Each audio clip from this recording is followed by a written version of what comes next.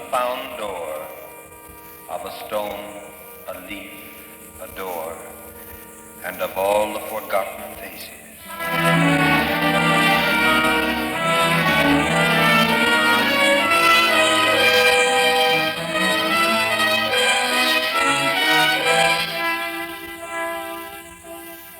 A stone, a leaf, a door. These are the keys that unlock the marvelous memory of Thomas Wolfe, America's great prose poet.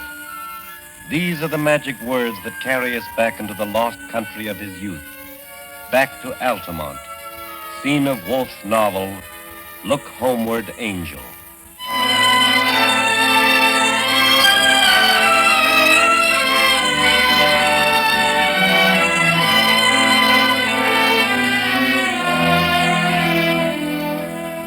Thomas Wolfe was one of the great literary figures of this century.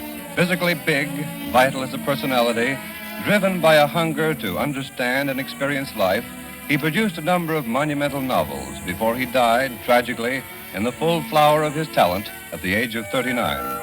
Today, the Columbia Workshop, radio's foremost laboratory of writing and production techniques, presents a dramatized segment from one of Wolfe's novels, Look Homeward, Angel.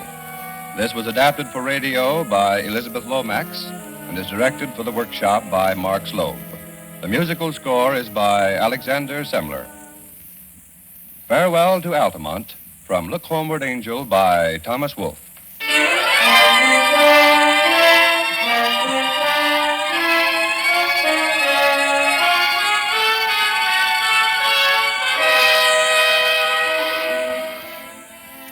To each of us, there comes a time when we must say farewell to the magic hills of our youth, when we must set out to seek our fortunes on coasts more strange than Cipango, more far than Fez. But as the elfin door swings shut behind us, we give a cry of pain and sadness, for we shall not come again. We shall never come back again. Eugene Gant was 18. He was going north to college. This was a strange circumstance, for he lived in a boarding house and was youngest of a hard-working brood dominated by a desperate sort of meanness about money. But the brood, for once, had agreed to do something for one member of the family, and Eugene was recognized as peculiarly sensitive and talented. So Eugene, at 18, was about to take his leave of the familiar surroundings. Already the southern mountain world of his childhood was fading from his eyes. Already it appeared to him somewhat as a dream or fantasy.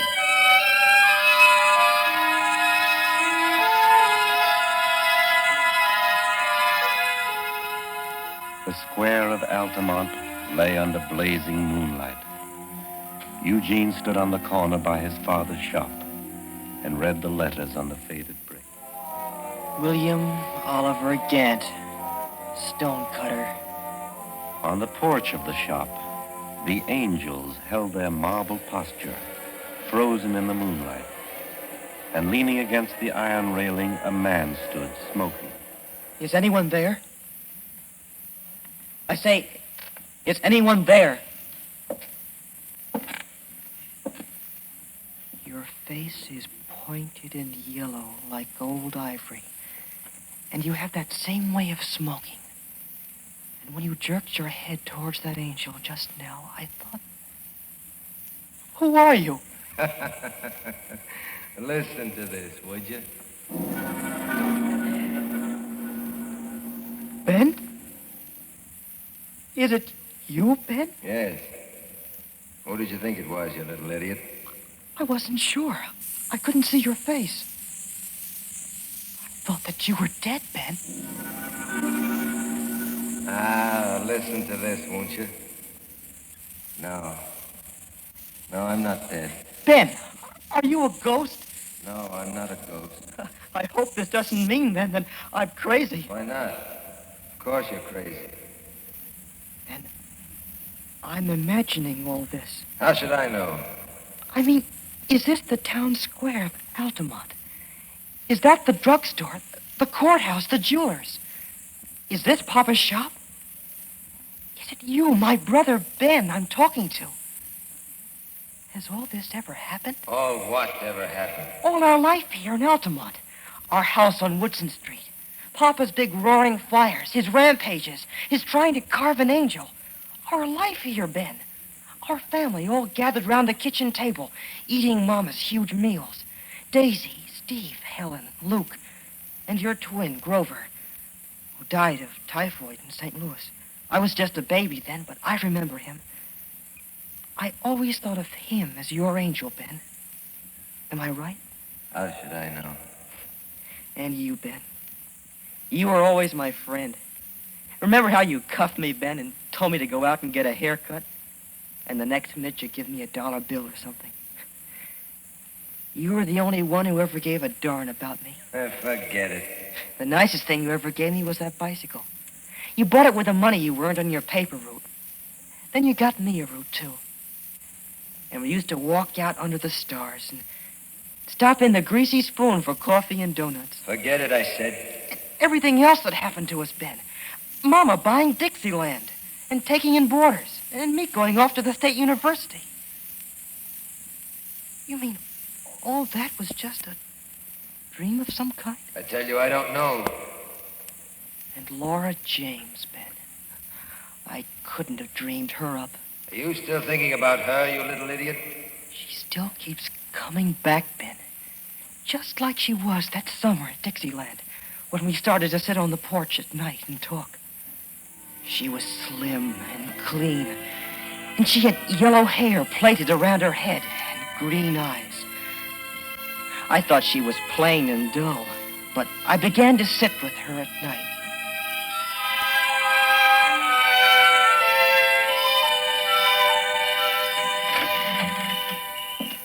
Eugene. Oh, it's Laura James. Come on out, Eugene. Here, I'll make room for you. Thanks. Oh, it's been a hot day. You people here in the mountains don't know what heat is. You ought to spend the summer down on the coast. You're from Little Richmond, aren't you? Uh-huh. Do you know anyone from there? I know John Byam and a boy named Ficklin. Dave Ficklin, yes. They both go to Pulpit Hill. Do you go there? Yes, that's where I know them. Do you know the two Barlow boys? They're both Sigma Nu's. Yes, I know them. They're football men. Do you know Shooks Warren? He's a Kappa Sig. Yes? What fraternity are you, Eugene? I'm not any. I was just a freshman this year. Well, some of the best friends I have never joined fraternities.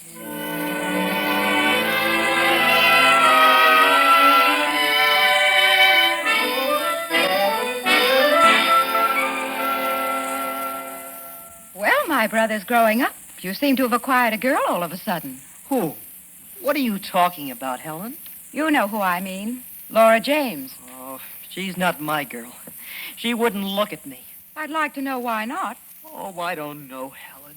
Why, Slats, honey. I believe you're in love. What if I should be? What good would it do me? A girl like Laura. She's so elegant and rich. Why, what a way to talk. You're just as good as any wholesale merchant's daughter. Oh, Helen, what's the use? Just look at this place. Dixieland. A cheap boarding house. Just look at the people who live here. Why, Mama will take in maniacs and thieves. Anybody who can pay. I know it, honey. But never mind all that. If Laura's as nice a girl as I think she is, she won't even notice Dixieland. She'll be too busy thinking about you. Talk to her, Jean. Make her forget everything but how splendid you are, how much you've read and all.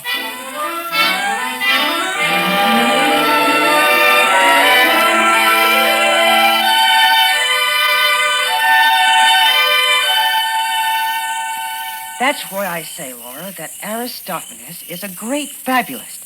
The great fabulists are all satirists. Voltaire, Swift.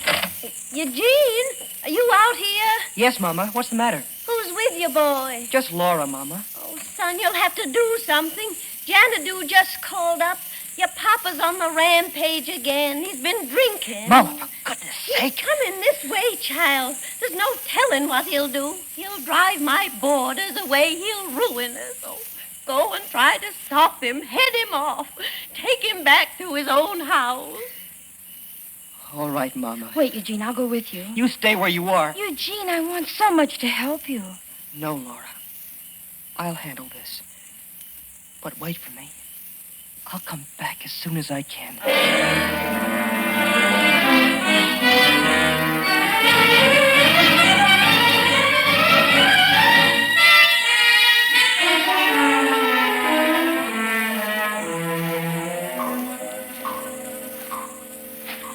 Laura, I thought you'd be in bed by now. Oh, no, I told you I'd wait, so I waited.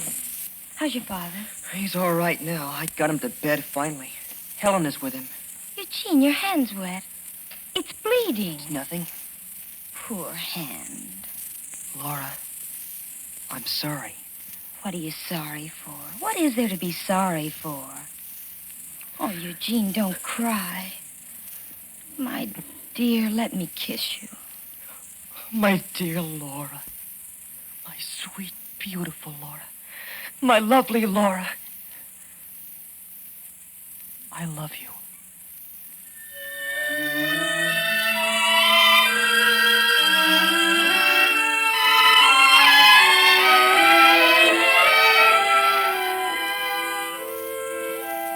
Next day, we walked out into the hills, Ben.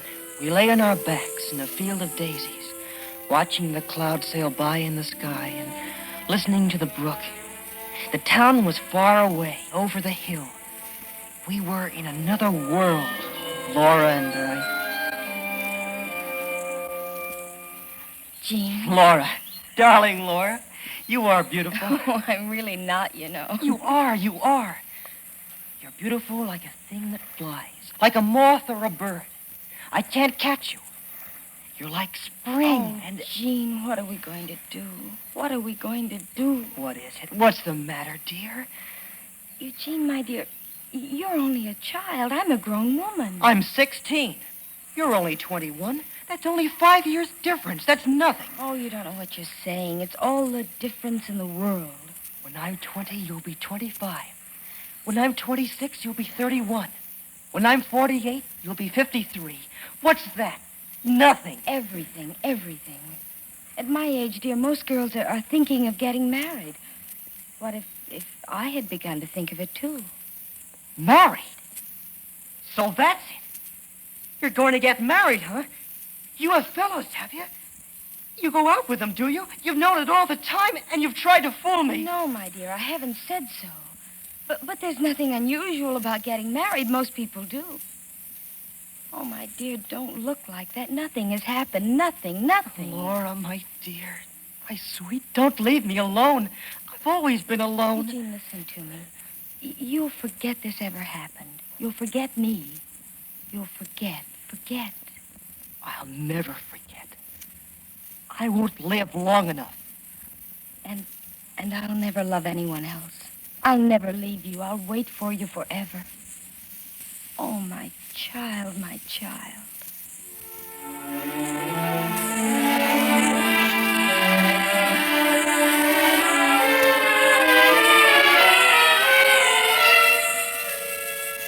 And who shall say, whatever disenchantment follows, that we ever forget magic, or that we can ever betray on this leaden earth the apple tree, the singing, and the gold.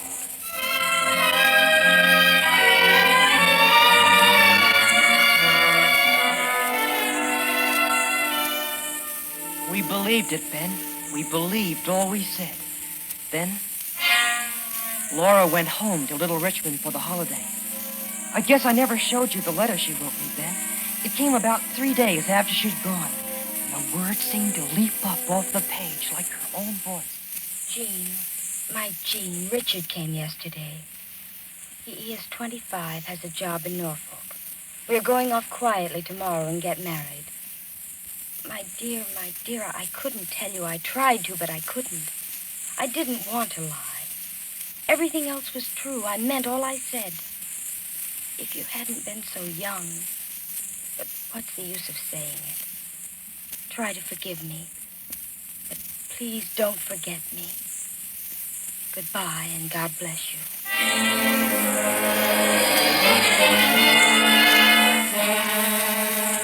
Mama's boarders laughed at me, Ben. On the porch at Dixieland, they rocked, all rocked with laughter. That little fat girl from Charleston. Jean's lost his girl. Jean's lost his girl. Mr. Hake, the flower salesman. Don't let him kid you, big boy. Get another girl. You should worry, boy. You should worry. That's right. Get another girl. Sure, women are like streetcars. If you missed one, there's always another one along. Couldn't take it. You were there, Ben. You and Helen. You remember how I ran around this house? I was like a wild animal, snarling and cursing. Gene, where are you going? Leave me alone. Ben, see if you can stop him. He's crazy. Which way did he go? Around and back. Go quick. Little fool. Gene! Oh, there you are. Gene, you fool, what are you trying to do? I will kill you. House, vile and accursed house. I'll tear you down. I'll bring it down upon everybody. I'll wreck you. House! Fool, what are you trying to do? Do you think you can bring her back to you by wrecking the house? Are there no other women in the world that you should let one get the best of you like this? Let me go. Let me go. What does it matter to you? Don't think, fool, that I care. You're hurting no one but yourself. Do you think, idiot, that anyone cares if you kill yourself? No, I don't care what you do, you know. I simply want to save the family the trouble and expense of burying you. Let me go. I'll kill you.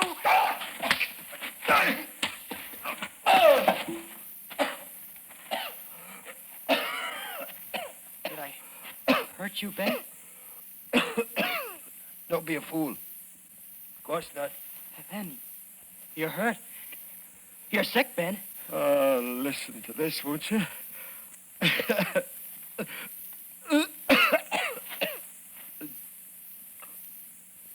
Go to the house, Gene. Wash yourself. You ought to comb your hair once a week, you know. You can't go around like a wild man. You little bum. I want you to learn sense. Get away from this house. This town as soon as you can. Try to amount to something. None of the rest of us had a chance. Do you get that? Sure, Ben. I get it. Let's get out of here. Go to town. When was the last time you ate anything? I don't know. Yesterday sometime. Come on, let's go. For Pete's sake, boy, don't stand there looking at me like that. Can't you forget about her? No. She keeps coming back all the time, Ben. All the time.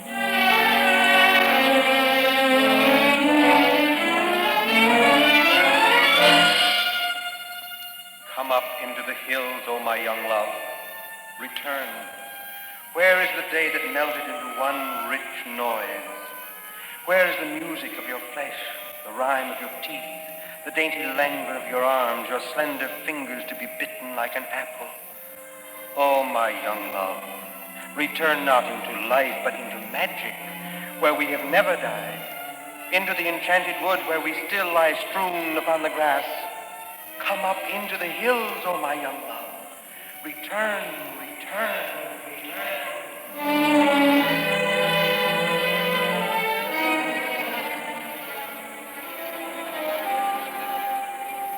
Do you think I just imagined her, Ben?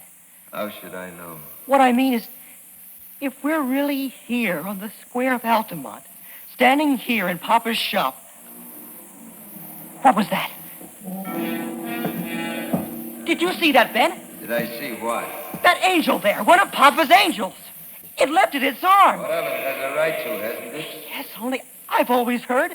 Fool, do you believe all you hear? No, because if I did, I wouldn't believe that you...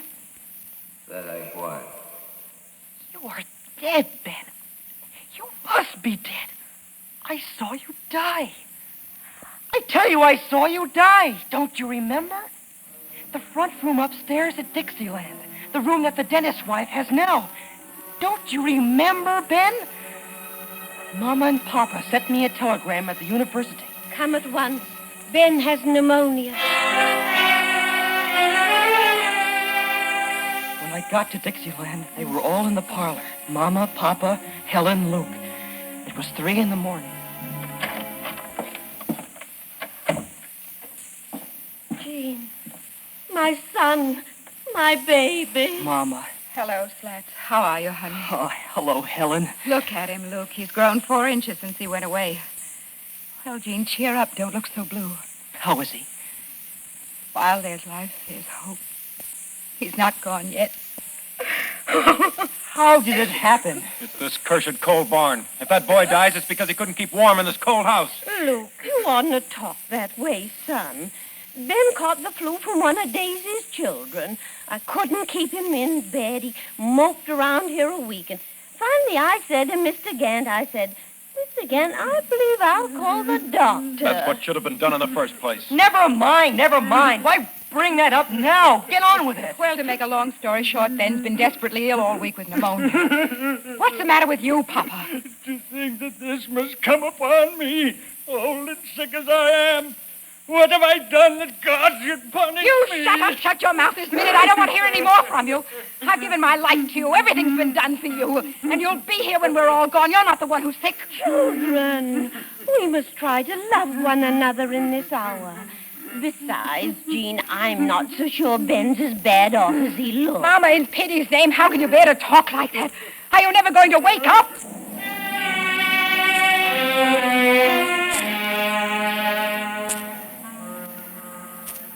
All right, you'd better come now. This is the end. Dr. Coker, is there nothing more you can do? Have you tried everything? I mean, everything. Everything. Not all the king's horses, not all the doctors and nurses in the world can help him now. How long have you known this? For 2 days, from the beginning, for 10 years, since I first saw him at 3 in the morning in the Greasy Spoon, with a donut in one hand and a cigarette in the other. That terrible paper route. If I had known. Oh, if I had known. My dear woman, we can't turn back the days that have gone. We can't turn life back into the hours when our lungs were sound, our blood hot, our bodies young. We're a flash of fire, a brain, a heart, a spirit. And we're 3 cents worth of lime and iron, which we cannot get back. Poor Eugene. You'll miss him more than any of us. Old Ben, when shall we see his like again? I guess Ben's gone. You sit here with Mama, Jean. You're her youngest. Mama.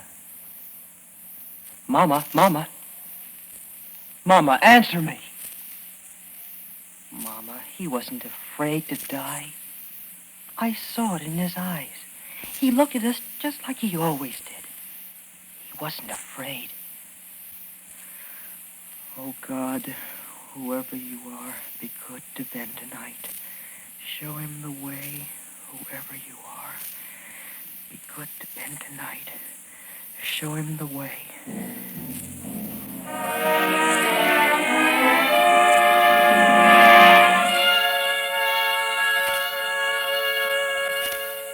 We can believe in the nothingness of life. We can believe in the nothingness of death and of life after death. But who can believe in the nothingness of Ben? Like Apollo he came, a god with broken feet, into the gray hovel of this world. And he lived here a stranger, trying to recapture the music of the lost world, trying to recall the great forgotten language, the lost faces, the stone, the leaf, the door. Oh, Artemidoros, farewell.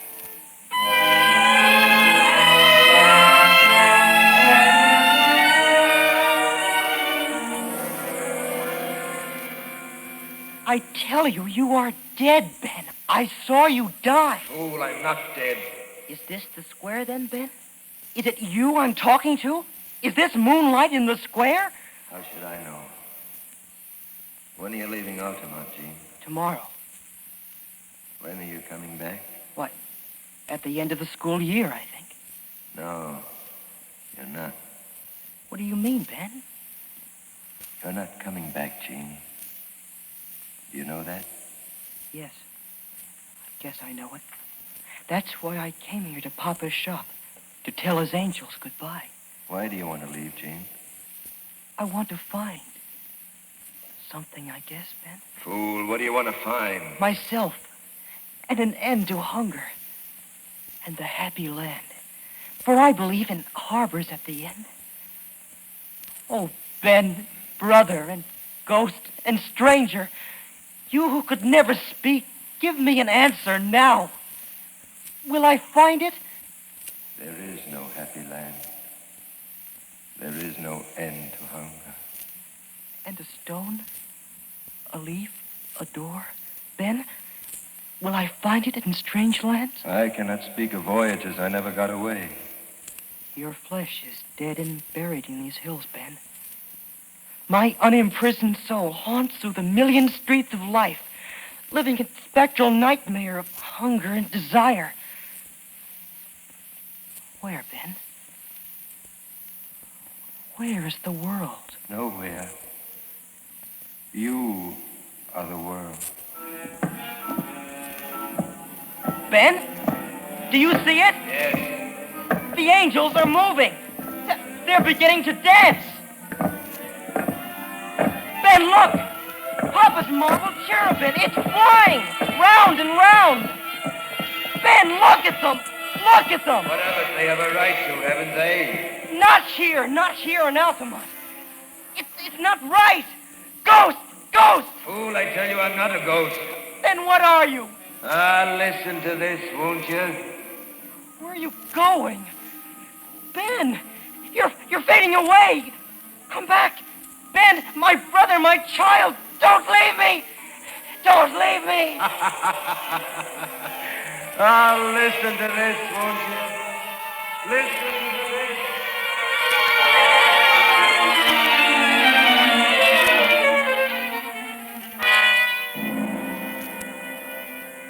I have journeyed far from the mountains of my youth, upon coasts more strange than Cipango, more far than Fez I have searched, but my search has been in vain. And so, remembering what my brother told me on that square so long ago, I have resolved to search in that other land that lies within, in the city of myself, upon the continent of my soul. I shall find the great forgotten language, the lost lane end into heaven, a stone, a leaf, a door.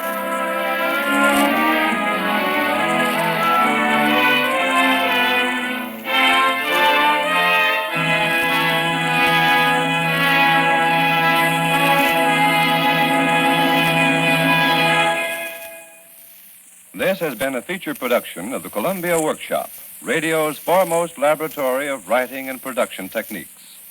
Elizabeth Lomax adapted the Farewell to Altamont sequence from the Thomas Wolfe novel Look Homeward, Angel. Mark Slobe directed for the Workshop, and the musical score was specially composed and conducted by Alexander Semler. In today's cast, Ted Osborne and Martin Wolfson acted as narrators. The role of Eugene Gant was played by Larry Robinson. Others in the cast included Joe DeSantis, Dorothy Sands, Fran Heflin, Ethel Everett, Barry Hopkins, Art Carney, and John Amrine. Next week, the Columbia Workshop will present an original farce, The Man Who Could Bring Pictures to Life, written by George Fass and directed by Albert Ward. Saturday night is good listening over CBS. Stay tuned now for Larry Lasser, famous correspondent over many of these same stations. This is Don Baker speaking for CBS, the Columbia Broadcasting System.